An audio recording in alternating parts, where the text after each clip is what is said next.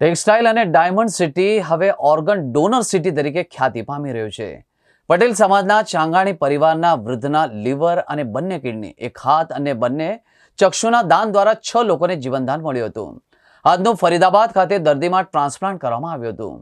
જીવનદીપ organ donation foundation Surat દ્વારા 20મું અંગદાન કરવામાં આવ્યું હતું. 1 માર્ચના રોજ ડોક્ટરોની ટીમે તેમને બ્રેન ડેડ જાહેર કર્યા હતા. આ અંગે જીવનદીપ ઓર્ગન ડોનેશન ફાઉન્ડેશનની ટીમને જાણ થતાં જ પીએમ ગોંડલિયા, વિપુલ તળવાલિયા, ડોક્ટર નિલેશ કાછડિયા હોસ્પિટલ ખાતે પહોંચીને તેમના પરિવારના સભ્યોને અંગદાન અંગેનું મહત્વ સમજાવતા સંમતિ આપવામાં આવી હતી.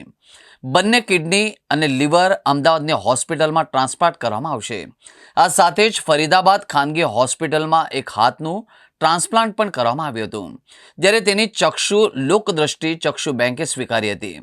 ટેક્સટાઇલ અને ડાયમંડ સિટી હવે ઓર્ગન ડોનર સિટી તરીકે પ્રખ્યાત પામી રહ્યું છે.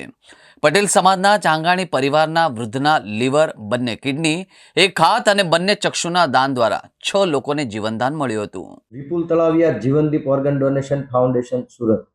ગતરોજ પીપી સવાણી હોસ્પિટલ ખાતેથી ડૉક્ટર જિગ્નેશ ગંગડીયા સાહેબનો ફોન આવ્યો હતો. અમારે ત્યાં એક 68 વર્ષીય દાદા છે, જેઓ બ્રેન્ડેડ છે, આપ આવો તો પરિવારજનોને મળીએ અને અંગદાન માટે સમજાવીએ. ચાંગાણી પરિવારના રણછોડભાઈ દ્વારા 6 અંગોનું દાન કરવામાં આવ્યું છે.